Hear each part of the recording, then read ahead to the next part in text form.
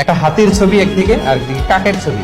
হাতি, হাতির বাচ্চা, কাক, কাকের বাচ্চা। তো মা হাতিটা বাচ্চা হাতিটারে বলতেছে, তোমাকে দিয়ে কিচ্ছু হবে না, মাত্র 2 মাসে কাকের বাচ্চাটা উঠতে পারে, তোমার 1 বছর হয়ে গেল, তুমি এখনো উড়াই শিখলা না।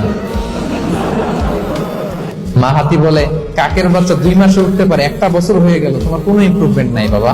হাতির ছোট বাচ্চাটা মুখটা খারাপ করে চুপসে মাথাটা নিচু করে বলতেছে, মম আই এম ট্রাইং।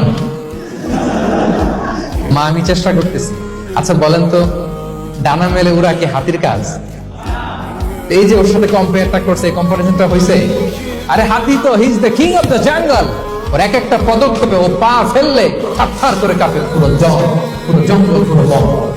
ওই হাতির বাচ্চাটারে কিভাবে কনফিডেন্স নষ্ট করতেছে, বলতেছে 2 মাস হয়ে গেল, কাকের বাচ্চা 2 মাসেই উঠতে পারে, তোমার 1 বছর বয়স হলো, তুমি এখন উঠতে পারো না। এবার বুঝতে পেরেছেন আমরা কিভাবে ছেলে মেয়েদের কনফিডেন্স নষ্ট করি? কখনো কম্পেয়ার করবো।